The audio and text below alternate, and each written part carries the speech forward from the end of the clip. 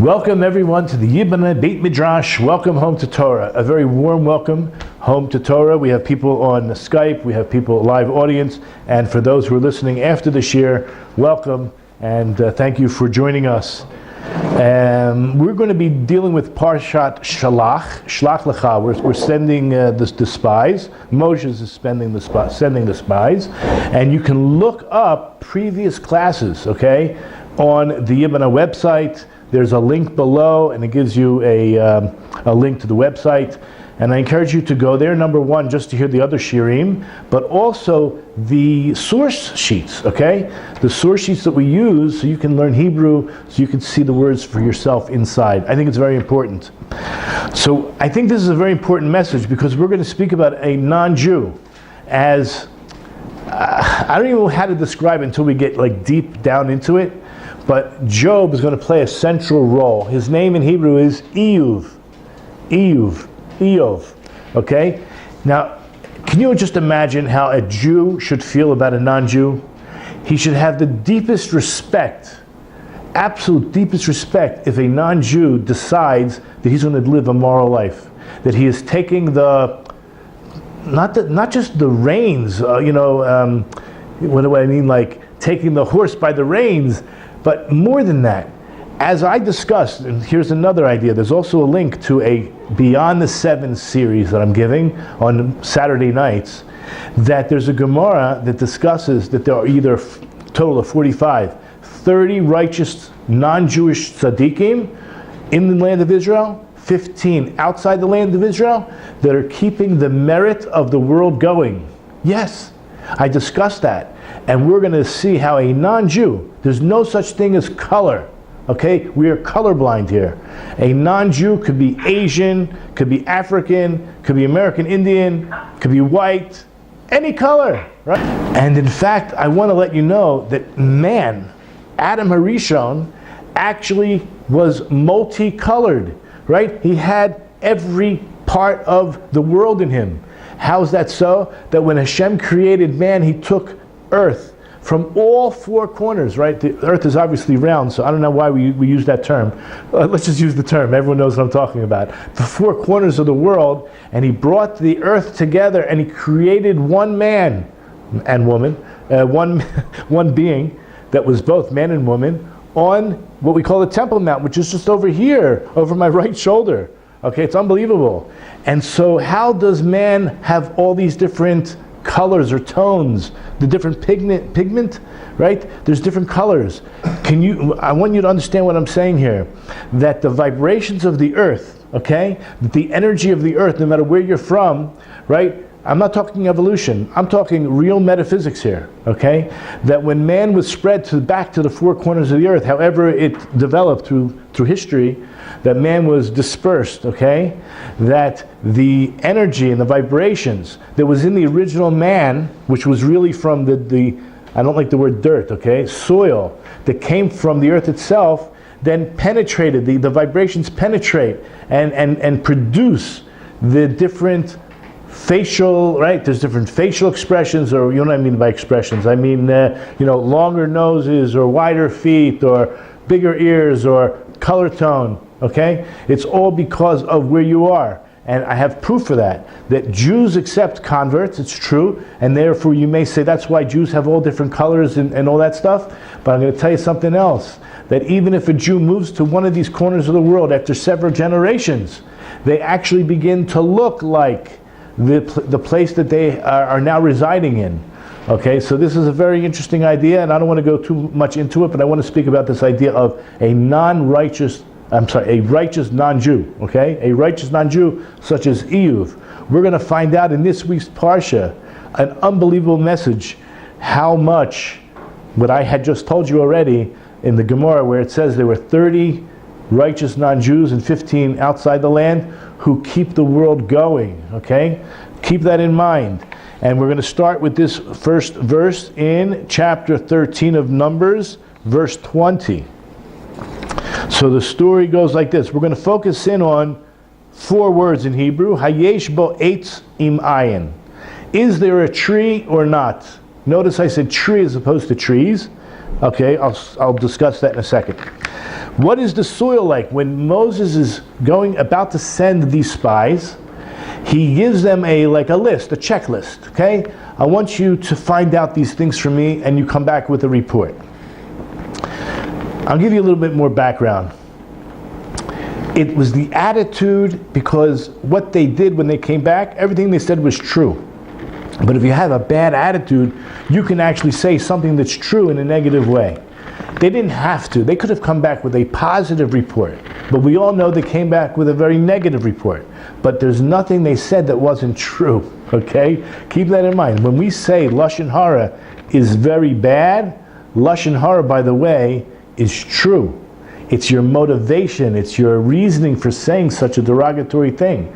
If it's to help somebody, and of course you have to be kind and take a note how it's done, but sometimes it's a mitzvah. Okay, we're not going to go into that now. We'll leave that for someone else to talk more about it on this week's Parasha.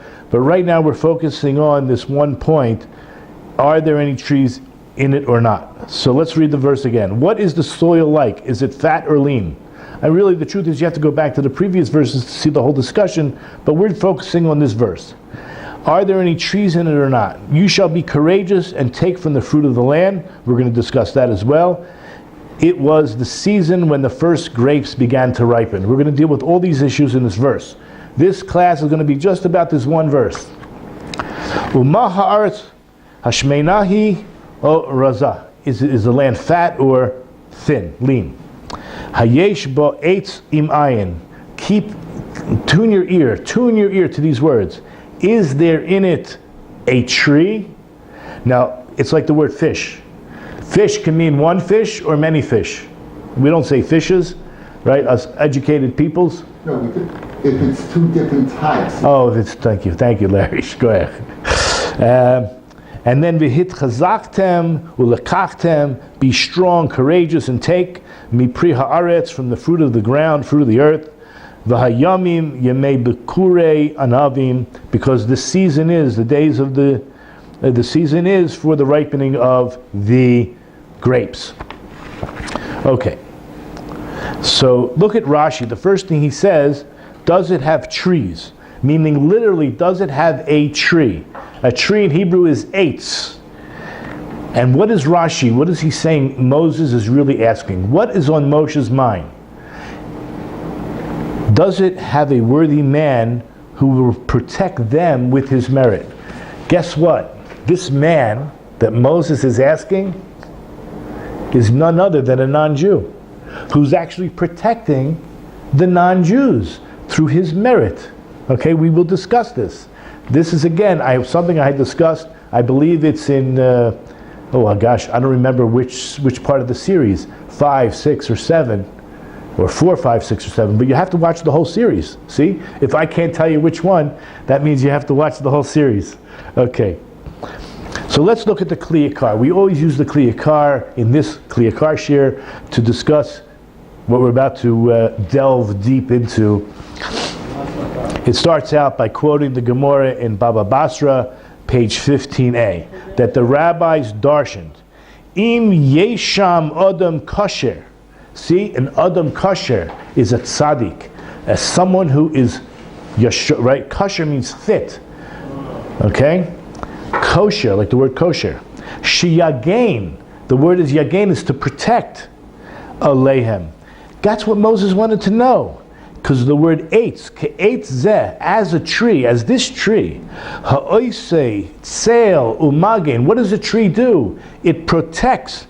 This, I'm going to use the word tseil. Tseil means like shade, right? A tree will shade you from the sun. So we'll use the word protect. And I'll explain in a second, because we're going to get into the word tselem elokim. A tselem elokim means in the image. Why is shade and image related? If I put my hand like this in the sun, right, so I see on the ground an image of my hand. It's not really my hand, right? It's only an image of my hand. So that's what shade or shadow does. Interestingly enough, we are created b'tselem Elokim, in the image of God. We're not God. That's so important to know. Thank you, Chai, for coming. We're not God. That's like one of the most important prerequisites to anybody living a religious life. Okay? You're not God. We are not God. Okay. So hopefully we'll get into this idea of the Tselem Elokim, and I think this really tells you a lot about even a non-Jew, a righteous non-Jew, is a protector. Okay, we're going to somehow relate Tzel and Tselem tonight in a big way.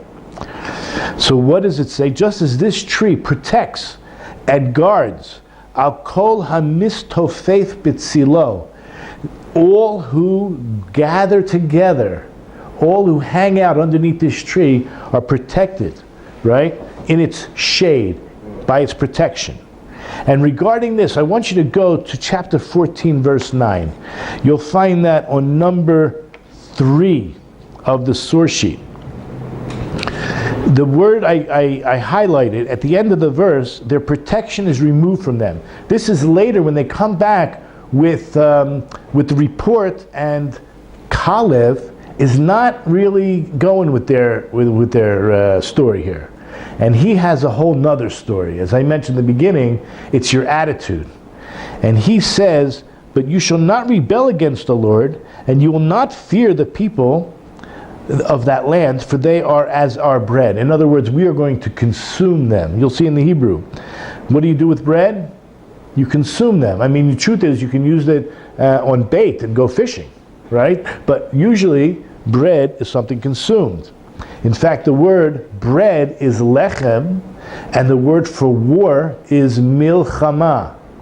So, of course, there's a little bit of a hint there as well, because you're talking about conquering, that we will consume them, because that's what we do in war. Milchama. You take that bread and you consume it, so to your enemy.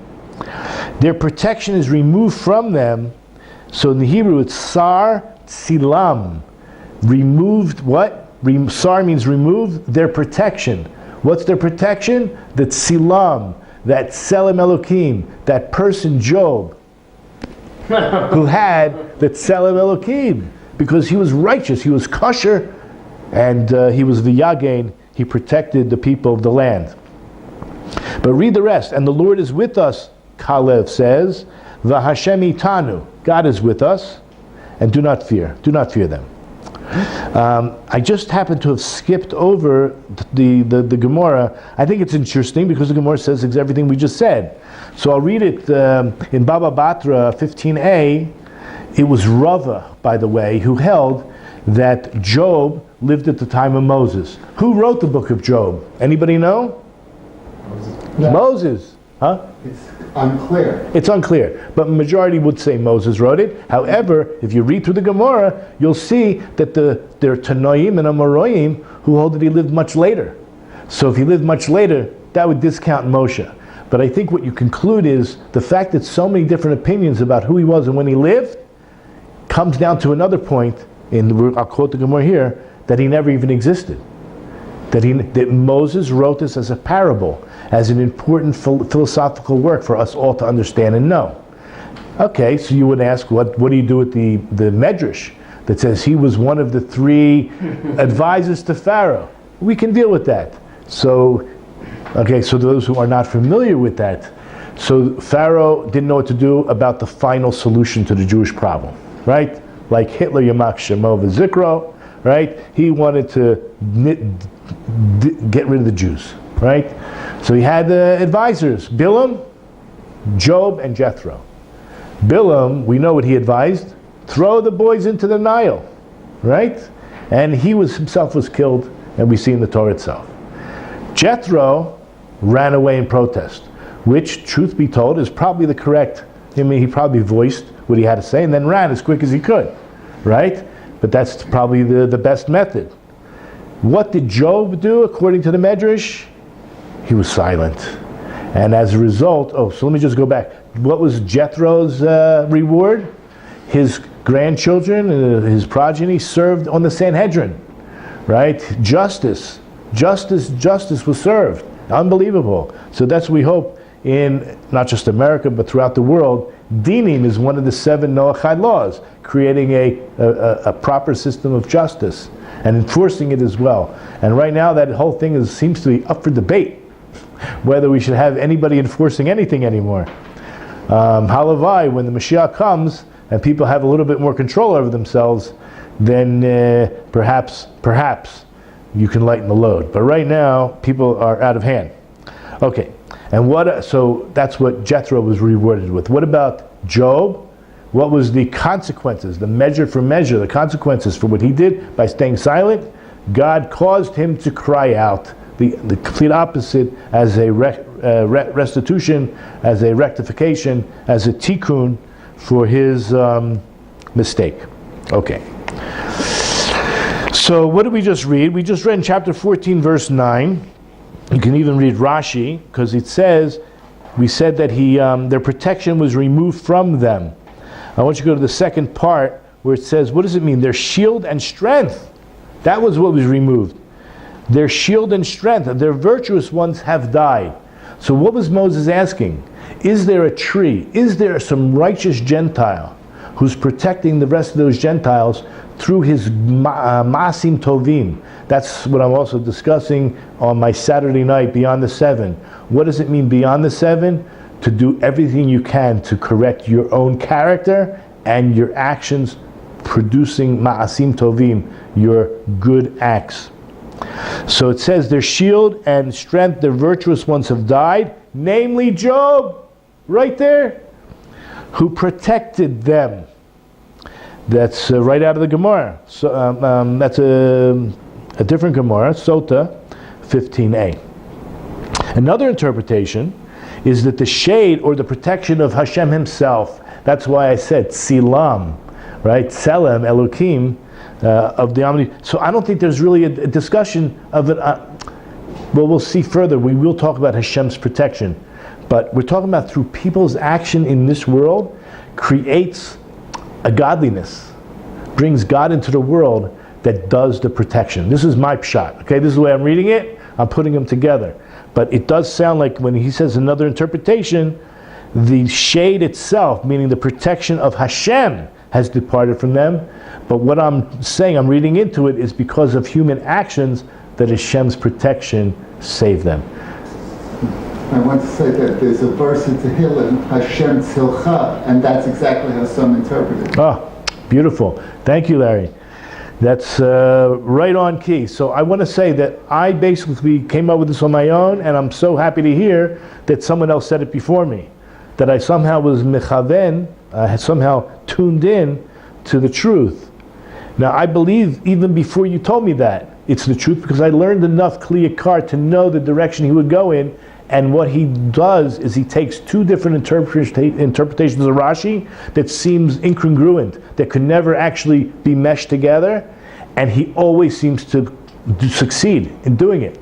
And saying that Rashi doesn't mean complete opposites. He meant there are two different interpretations that actually mesh together and are not contradictory at all. So, beautiful. Thank you, Larry. So what does the Kliyakar continue to say? He says, right after their protection was removed from them, Shkvar mate Eov. That Eov had died. He was no longer around. And as a remez l'davar, as a hint to the matter, the word tzilam, which means their protection, is oile lemispar eitz. The word for protection, or in fact it means the image of God, is the same language, the same gematria. Okay, for those who don't know what gematria is, I'm sorry, I will just spend 15 seconds. Each letter has a value. That's why the sages in Hebrew are called sofrim, because they're not just scribes as you would translate it, but they are counters. They counted every letter, because if one letter was missing, it would not be good. But it wouldn't just be their counting that there's a letter or there are no additional or missing letters, but each letter is a number. When they look at a text, they're looking at numbers. It's mathematical. Okay, the whole Torah is a code, mathematical code. So back to our text. So not only is the word silam, tzadik lamed mem, Okay, you have 90, 30, and 40 is 160, but you also have the word eitz, which is ayin tzaddik, again, a 90 and a 70 equals 160. So it's the same mathematical equation for that. And guess what? When you open up the book of Eov, the very first page, you find out who this man is, and he's from a place called Utz. So right away, Yesh Omrein, that some say that the word eitz is a hint, is a clear indication that Moses is referring. He wanted to know if Job was still around. Job basically saved his life. Can you imagine? This is what we wish for all those righteous Gentiles, for all those Gentiles who are not yet righteous. They should become righteous. Take on the 7 Noahide laws at the highest level, beyond the 7. And really put a lot of heart and meaning. Save the world. You guys can save the world. Okay, you can save Moshe, you can save the world, right? Think about it. Moses is like everything to us.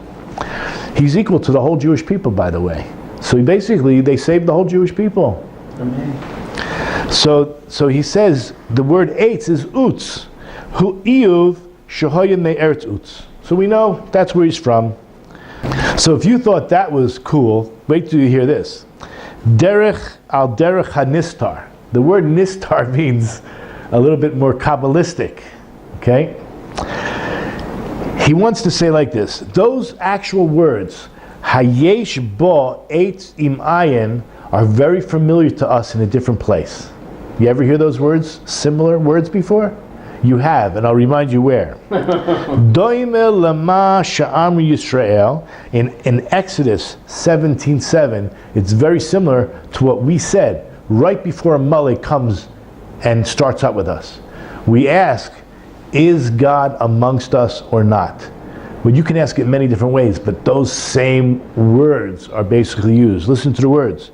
Hayesh Hashem, I'm going to skip one word, im ayin, right? Is he with us? So it says like this, Hayesh Hashem b'kirbeino im ein. Is God within us, with us? What does he mean? What does that verse mean? Ki lo ha-Yisrael musupakim b'yitziat Hashem Yisbarach. The Jewish people, according to the Kliyakar, were not wondering about the existence of God. They knew God existed. Kilo Ne'emar, because they didn't say, is there a God or not? They said, is God with us or not? They didn't say, Hayesh Hashem imayin, Ela Yuduim Hayushi Hashem. They knew there was a God. Avahu Mesupakim Imhu Bekirbam Umashkiach Alehem. They were just doubtful if God was mamish in their midst and that he was caring and watching and involved with them. Or he left them to the matrix. He left them to the network. He left them just to nature and chance. That was their question. Okay, that was what was concerning them.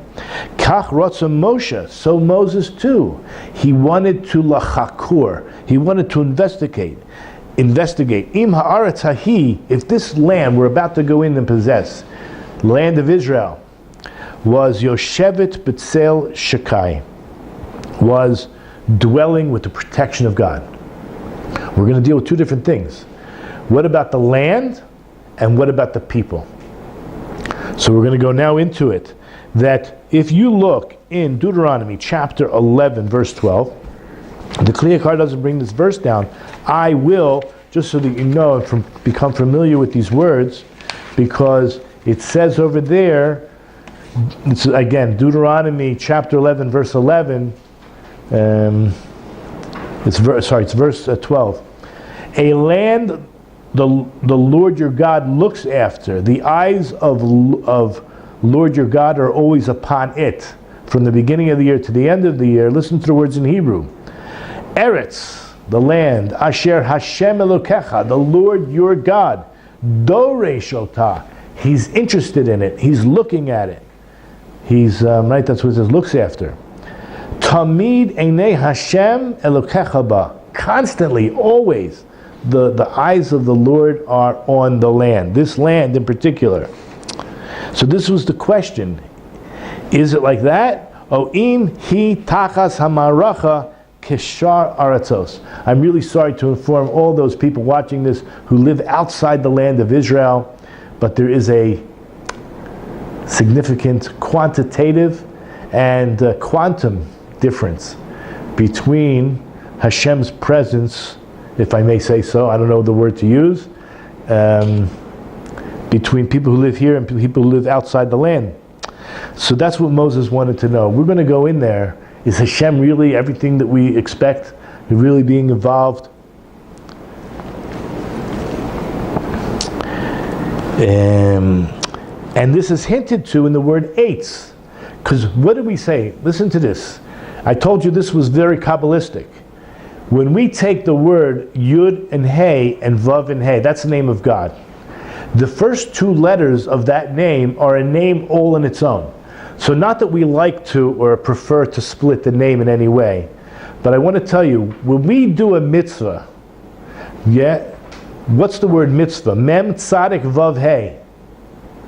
The vav and hey, as I mentioned, could be separated. That's God's name, the second part of God's name. The mem tzadik, when we do a mitzvah, we're bringing godliness into the world. If anybody heard of atbash before, atbash is a type of gematria, but it's not necessarily always dealing with numbers specifically. It's also dealing with letters, replacement of letters. So atbash, if you look it up in Google, you will see the American Army. Just put ATBASH code. The American Army used, it's called atbash. They used A to Z. In other words, if you see a sentence, it's all mixed up, but whatever, you take the A and it means really a Z. You take the B and it really means a Y, X, Y, Z, right? Y. So too in Hebrew, it says right there in Wikipedia when you look it up, that it comes from the original Hebrew, Atbash code. That's why it's called Atbash, not Az-Ba, whatever. It's Atbash, because it comes from the original Hebrew. So this is a Kabbalistic way. So if you take the Mem and the Tzadik and use the Atbash, guess what you get? You get a good Yud and a Hey. So when you do a mitzvah, what you're doing is you're bringing godliness into the world. Unbelievable. So keep now in mind here, when we're talking about the Yud K Vav K, he says, the shame shel arba. When he says this, the name of the four, he's talking about, did I skip something? It hints to the word eitz, as the shadow or the protection of God. And what God are we talking about? The Yud K Vav K. So the name of Arba, when we say Arba, we're talking about the Yud and the Hey and the Vav and the Hey. That's God's holy name. So it hints out through the word eitz.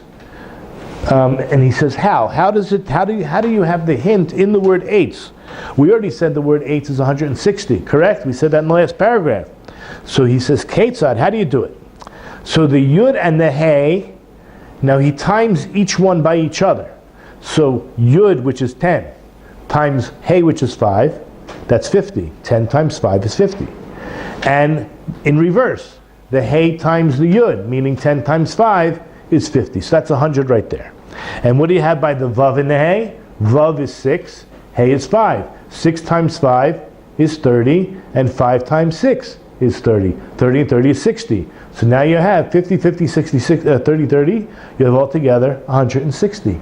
In the Yud K, the Yud K Vav K, which again is the Tselem Elokim, the protection of God, Bezrat Hashem, through our actions, all the world's actions. Everyone's responsible and accountable for their own actions. Okay, so where does he continue? He says this is what it means when Kalev comes back and says, Sar Tzilam Me'alehem.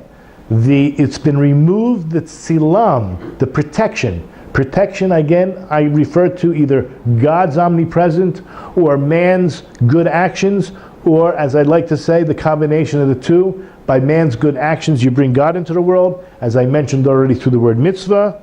So by him saying the protection is removed from them, he's saying, Azavam lemikrim. They have been left to chance. Meaning the non-Jews living in Israel, call them Canaanites, They no longer have God's protection over them, and we can eat them, we can consume them like bread. We will have no problem. They're left to the matrix, they're left to chance. But what is the next words that Kalev uses? Hashem itanu. The Yud-Kei Vav-Kei is with us. That's what he says. Shomreinu vitzilenu. That he is guarding us and that he is protecting us. Umidaka'amar me'alehem. Specifically from the fact that it says, from them, not from the land, that God has removed his protection from them. Me'alehem, shma mina, what do we hear? Shetzilu al ha'aretzahi, that his protection is on the land.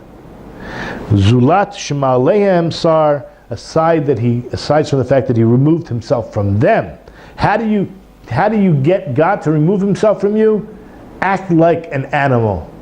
That's how you can do it. Stop doing mitzvahs. Don't do anything immoral. You'll see. Meira'at yoshvei ba, because of the evil of those who were living there.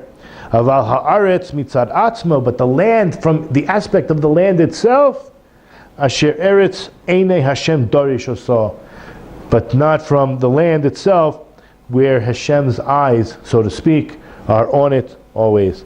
I just want to mention before we go to the next paragraph that I was zoche. I merited to go to Hebron this week with Aaron and with Isaac, and it was really unbelievable because this Parsha, Kalev, is the one, as we're going to see soon, he goes out of his way to go to where? To the Marat HaMachpelah, to the place where our forefathers are buried, Abraham, Isaac, and Jacob. Adam also, by the way, so that also shows you it's really about universal man. And he wanted strength. See, Moses prayed. He himself changed Joshua's name and tried to give him extra protection. Okay? Joshua was next in line to be the leader. So for him to speak out, right, would be very, very, people would think that he is, corrupt, right? He has a bias. The reason he's for going in is because he's going to be leading us, and he's going to be the king, right? You got Joshua. So Joshua was a little bit shy in that respect. He thought out of humility, better to keep quiet. But Kalev had nothing to lose, right? So he stood up. Moshe prayed for Yeshua. He didn't feel he needed to pray for Kalev. Kalev prayed for himself. And he went to the Marat Machpelah and he asked for clarity and strength. So he was not ready for this. He was not corrupted by the elite. And I say elite because we're talking about 10. At the time they were righteous. But as time went on and they had their own biases, each one for different reasons perhaps, to not get caught up. When you're an important person and you have other important, even if you weren't so important, but you have other important people moving in a certain direction, it takes a lot of courage to stand up and not follow them. So B'ezrat Hashem, we should all on our own ask for guidance from Hashem and try to choose our own role models wisely.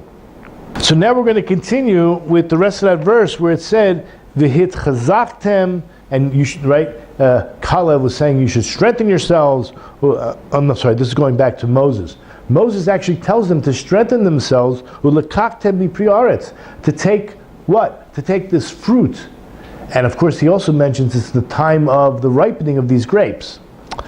Lefisha hayamim yemei bikurei anavim.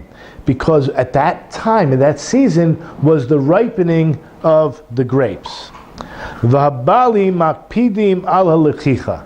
This I don't understand. Why should the owners be more concerned about their grapes, someone taking or stealing their grapes at the time of the ripening? If after I keep watering them or doing whatever it is I do with them, pruning them and taking care of them, I think I'm either just as concerned or even more concerned when they're ripened, not when they're just beginning to ripen. But okay, let's go with the Kliyakar. He is saying that the owners are more concerned at the time of their original ripening. And we're going to see why. Huh? More sensitive. More sensitive. Maybe that's why. But taking is taking. But he will discuss it. He has a great answer. So hang in there. Put on your seatbelts. Umikom makom hitchazku Nevertheless, Moses is telling them to strengthen themselves, vayul anashim, and be men. Meaning, you're going to have more opposition from the owners of these fields by taking them. Maybe there'll be, I don't know, today we have dogs in vineyards, or you have scarecrows, but maybe they shoot pellets. Whatever it is, but be strong. I know the owners are going to be more concerned at this time, and you should be men. The fact that Hashem is with you and it's coming from Moses, we all know, as Larry had pointed out, that it's forbidden to steal from Goyim.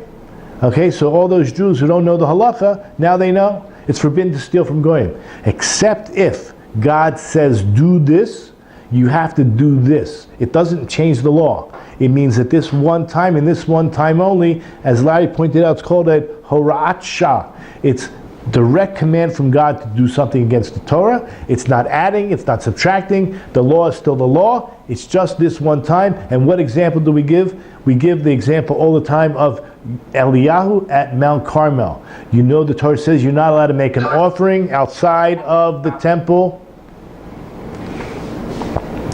You're not allowed to make a offering outside the temple, and yet Eliyahu himself actually did that, which shows you what? That it was only then because God said so, not any other time. So it's, in other words, when we say horat shah, it means it's a temporary injunction. Nobody is allowed to change the law of the Torah. A temporary injunction means it's for this time and this time only. Don't write it in your books, this is a change of the law. Okay, clear as mud? So it must be, when he says, Ki Hashem imachem, this is Moses himself instructing them to take. Because if they would have offered to pay money, that would have blew their cover as spies. You can't be a spy and say, hey, we want to pay for this and not steal it. Right? So this, I'm very happy that Larry pointed this out. Al tzad haremez amar, now from the aspect of the hint, sheyisra nimshlu la'anavim, that the Jewish people are compared to grapes. We've seen many times that the Jewish people are compared to grapevines. Okay, Gethin, but what about grapes themselves? So look in Hosea, that's how you say it in English, Hosea, chapter 9, verse 10. The focus we're going to go on is like grapes I found in the desert, I found Israel. This is what God is saying. Now, the rest of the verse is basically rebuke. We're not going to go into that, but as like grapes, I found in the desert, Ka'anavim Bamidbar Mitzati Israel. I found Israel. And in the Midrash brings down a verse from Genesis chapter 40 verse 10, where Israel is also considered, well, let's just like this. This is by Yosef had a dream. He was interpreting a dream for the cupbearer, but the cupbearer had to tell him part of his dream in order to be interpreted. So he mentions that its clusters ripened into grapes. His shilu ashkaloteha anavim. Okay, so basically,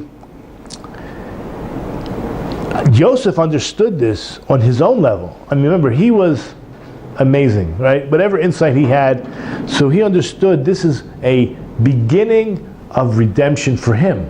He was able to interpret these dreams. He tells these guys, remember me when you get out. Okay, we'll talk about that being a positive or negative thing, to ask them to remind, to remember. Put that aside. Yosef understood the fact that he was able to interpret these dreams, and somehow or another this would lead to redemption. In fact, the 4 cups of wine that we drink on Pesach as part of our redemption story is hinted to in these verses with the 4 cups of wine. You can discuss that on Pesach if you come to my Pesach Seder, which many of you have, and Bezrat Hashem we will this year, unlike this past year. But okay, so, and its clusters ripened into grapes. Higia zmanim sheyisrael liot nigalim, that had reached the time. So if we're talking about Yosef himself with liberation, that was hinted to in Yosef's own mind. Guess what? It's hinted to here by Moses. Remember, they were supposed to go in right away. Of course, they didn't because of the spies. That's the only reason that we were around for another 39 years. Al-Zamar Khan, that's why it mentions the Hayamim Yemei Bikuri Anavim, that Moses says to them that these grapes are the beginning of their ripening. They're just beginning to ripen, meaning Hagizmanam likanes la'aretz, that this is mamish the time. And I'm going to tell the world, this is the time. Maybe it's too late. I hope not. This is the time to come home. This is the time to come to Eretz Yisrael. Can you hear it? Just listen. Open your eardrums, right? Open your eyes. Hashem is talking to every one of you. Yeah. Ki kavar nitbachru v'nidbashlu v'nigmar. These are all words for finishing and ripening. Kol shlemutam al yidei haTorah shekiblu. So basically, how does the Jewish people become ripened and ready for redemption? By accepting the Torah. So I also plead for all those who are not yet observant out there, those Jews who are not yet observant. Now's the time. Don't waste your time. Start learning one mitzvah at a time. Start practicing a mitzvah. Start learning the Torah. Okay? And what can I tell you? Just accept the kingdom of heaven, right? And you all know the Shema. See, every Jew seems to know the Shema Yisrael, right? They might not know most of the other parts of Judaism, but if you know the Shema, start with that and move on. Okay, we're about to start the next piece. Okay, so we're about to start verse 22. So in Numbers chapter 13, 22, it mentions they went up. It says they went up. We're going to deal with that in the south. And he came to Hebron. Why does it say they and then he? It switches from plural to singular. And then it mentions these three giants, or descendants of the giant. And then it says, now Hebron had been built 7 years before Tzoan in Egypt. What in the world is this verse doing here? Hello, do I need a history lesson? Do I know where Tzoan is? Is it even on the map anymore? Who cares? Who cares? I want to know. I'll tell you who cares. God obviously cares, right? And He wants us to know some deep information that's going on over here. And it's about the praises of the land of Israel. Okay, but you don't know that at first. Let's look at Rashi, for starters. When it says, and he came to Hebron, it says, Caleb went there alone. According to Rashi, according to the Medrash, according to different things, he went there on his own to prostrate himself on the grave of the patriarchs in prayer that he not be enticed by his colleagues, these were all the princes of the different tribes, to be part of their council. Thus it says in Deuteronomy chapter 136, I will give him, meaning Moses is speaking, that God's going to give him the land on which he has walked, meaning his tribe and his family will get Hebron. As it is written, and you can find this in Judges chapter 1 verse 20, they gave Hebron to Caleb. Fine. That's the first part. Interestingly enough, we should read this. According to Rashi, Hebron had been built 7 years prior. What is this, a history lesson? Listen to the question that Rashi asked. And again, it's not his question, it's based on the Gemara.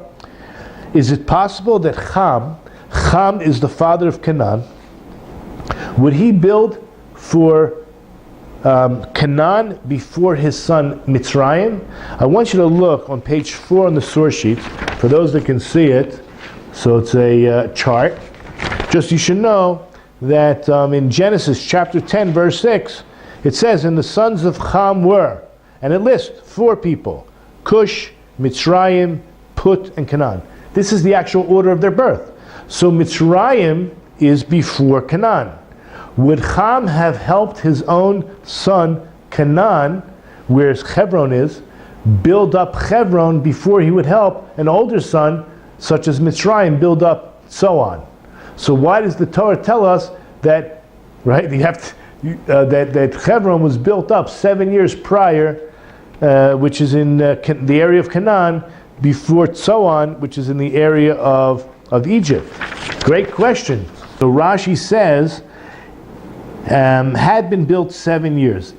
Is it possible that Ham built Hebron for Canaan, his youngest son, before he built Tzoan for Mitzrayim? Mitzrayim was his older son, not his eldest. Rather, it was stocked with everything good. What we're going to hear is that when it says, maybe I should just tell it outside a little bit, and then we'll see inside, that it was 7 times greater in produce. And therefore, because it was 7 times greater in produce, it was stocked with everything good, 7 times more than so on. What do you need to do with your produce? You need to build storage homes. What do you call it? Silos, Otzrot. So basically, it had to be built infrastructurally 7 times faster than so on. And that's what the Torah is telling us in order to share with us the abundant produce that Eretz Yisrael will give off. The beauty of the Shlach of the land. It's a statement saying how abundant the land was, 7 times greater. And you wait till you hear how the words are, soon you'll hear it. First of all, the continuation of the Rashi, the intention is to inform you of the excellence of the land of Israel. There's no place in the land of Israel rockier than Hebron, Aaron, where there are no shortage of rocks. That's probably why in the Intifada they throw rocks, right? They don't have to pay for them. They're just lying around the ground, right? There's so many rocks. There's no shortage of rocks. And in Hebron, there's terraces everywhere. It's like, and Aaron asked me, what are these terraces? So if you have a slope, it's very hard to farm. But if you can make these terraces, and there's so many rocks anyway, what a great idea. Genius. You take the rocks, and you build these walls, and you fill the good dirt, the soil, so that you can plant with it. And you know what? There's no shortage of grapevines. Everywhere you look, there's no place that there's no grapevines. It's unbelievable. There is no country in the world as excellent as Egypt. Now think about this.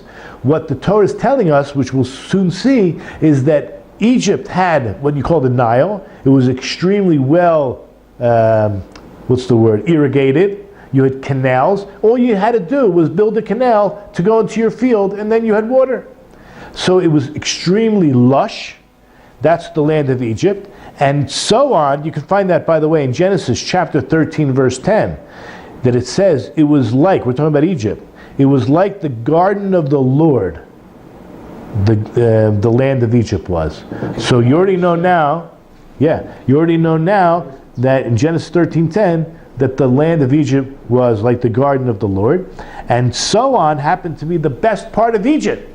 Think about this. It says in Isaiah chapter 30, verse 4, for his princes were in so on. We're talking about Pharaoh and Egyptian princes were in so on. Where else are they going to live except in the best, lushest places of Egypt? So Egypt was the best place, meaning irrigated and lush, and so on was even better than that. Yet Hebron was superior to it 7 times over. And that, Scott, is going to be the lesson here. Not in time, but in quality.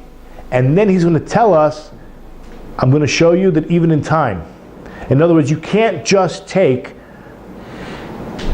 away from the pshat. The pshat says time. It says 7 years. 7 years is always used with time. So therefore he comes to the conclusion that because of the amount of produce, in order to store it, you in the first year, you got what it would normally take 7 years, like in so on. You needed to build these storehouses quickly, so you had to build 7 years worth of storehouses in the first year. And therefore he puts everything together that it's not taking it out of the simple pshat. So now let's go and see the Hebrew. I'm glad that I gave you that little introduction. So Perush Rabbeinu Zal, you see in Sota 34b, Shahayasa mevuna al achad mishiva betzoan bekol tov. That basically the produce, right? Even though mevuneh means to build up, but it's also the building up of the produce was 7 times greater than so on. The language of 7 years lifnei, it says actually in the text, Sheva shanim lifnei, 7 years prior. The Kliyakar says it's not really, it doesn't really infer that, but yet he comes back. We'll hear. Ki af im nomar, even if you want to say that the language before is kedima b'mala, is talking about quality, v'lo kadima bizman, but not talking chronologically in time. Nevertheless, you can't get away from it. Sheva shanim is medaber b'kadima bizman itafka. It's definitely talking about time. So he says many of the commentators have gone out and searched for answers and they didn't find any. But the next paragraph, Ani Omer, I the Kliyakar, I'm telling you, Shahadavar Pshuto Mamish, that we will not leave the simple explanation. It's talking about time. Why? Ki miyacha shehunach sheshayik loshen mevuna bepeiros. After the fact that we have resolved, we rest well, that we're relating the language of mevuna. Mevuna means building, but we're talking about fruits. So we're talking about this abundance of fruit, and therefore you need storage silos, storage for the produce. If that's the case, im kain, im osta tzoan bekoshana elef midot. This requires very little thinking, but we're using math anyway.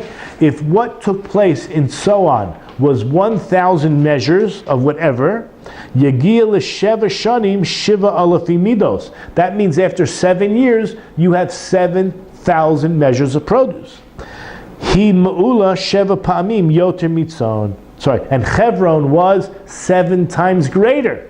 If that's the case, memela asta b'shana rishona shiva alafim midos. That means in the very first year you already had the produce of 7 times that of Tzoan. That means you needed buildings, you needed storage places. Nimsa she'otzorot shel tavua. Therefore, the storage places for the produce hayu mevunim b'peiros b'tzoan b'sheva shanim. You had to build these storage houses. Just like you would have in Tzoan, you had to build them in Chevron. So if you had 1,000 storage places in the first year of Tzoan, but here in Chevron you had to have 7 times that, 49,000. Just in the first year alone. In the first year in Chevron you had to build what would normally take 7 years to produce storage places. If that's the case, Shapir Kamar, the Chevron Sheva Shanim Niv Nasa B'Tvua Lifnei Tzon Mitzrayim. That means in Chevron it was 7 years worth of producing or building the fruit before a place called Tzoan in Mitzrayim, which means he comes back to the original Pshat itself, Kadima Bizman Mamish, that it happened earlier in time in Chevron. So now we understand what it says. Now Chevron had been built 7 years before Tzoan of Egypt. I hope everyone's following, that the produce was so magnificent and in abundance that just the storage alone, they built what needed to be built, what normally would take 7 years to produce, because you don't build stam, you build as you need it. They needed it already in the first year, what would normally be built in Tzoan. And now he says, "V'shayik b'zeh lashon binyan mamish." Now we understand why binyan is used, by building. Now he explains two ideas. Let me say it outside. First of all, that if you have, as we just explained, a lot of fruit or produce, you need storage places.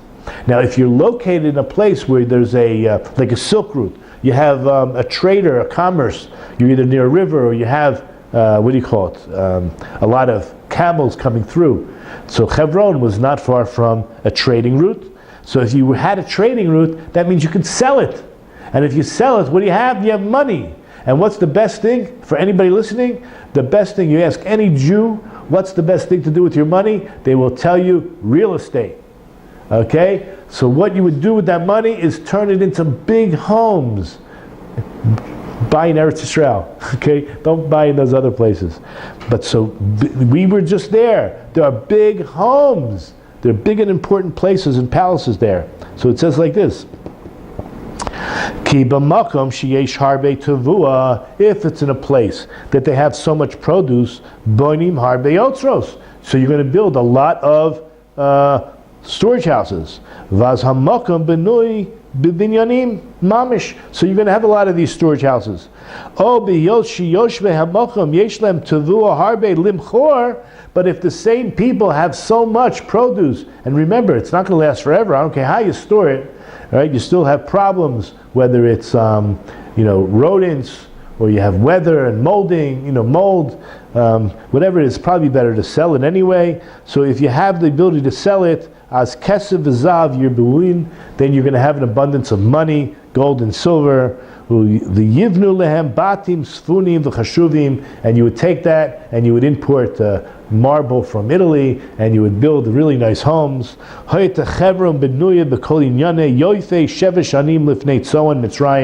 therefore you have a beautiful town or village or the city called Hebron that's built up 7 years before Tzoan.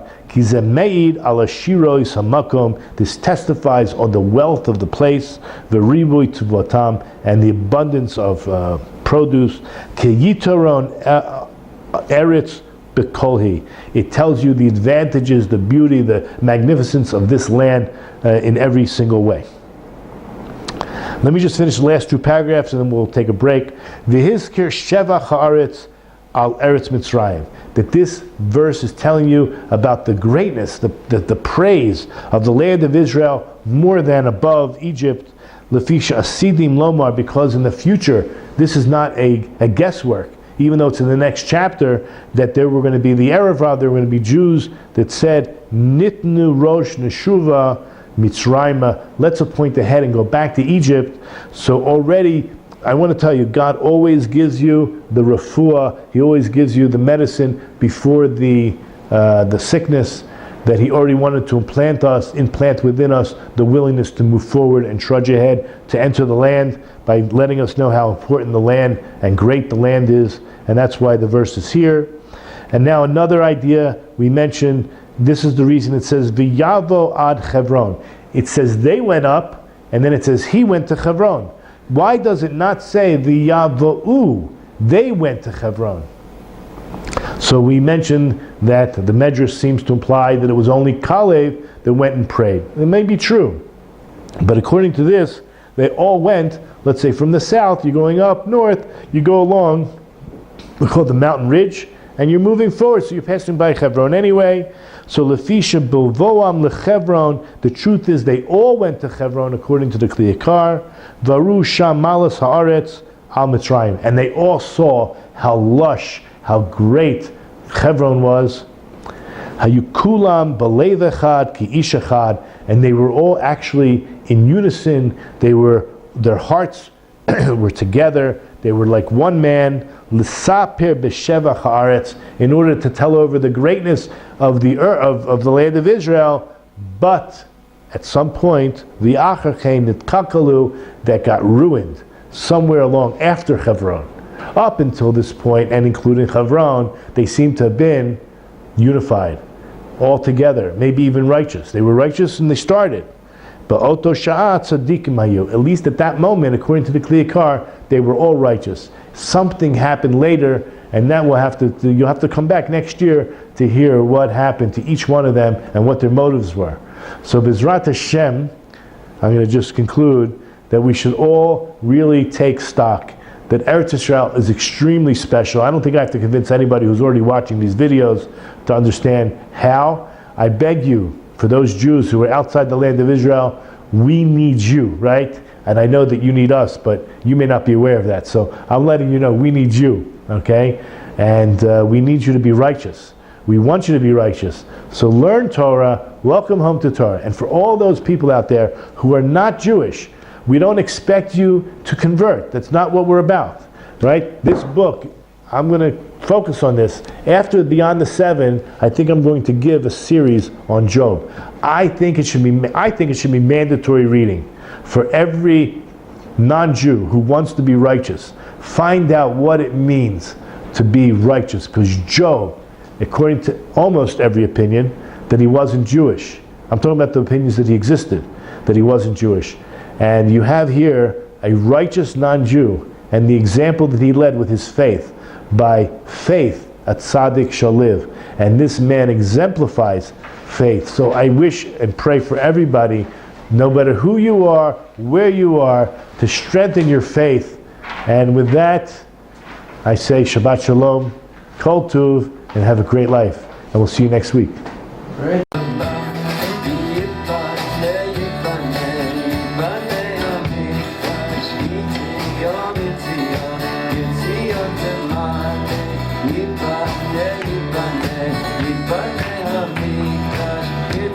Nitzion, Nitzion, Nitzion, Temane, Yesham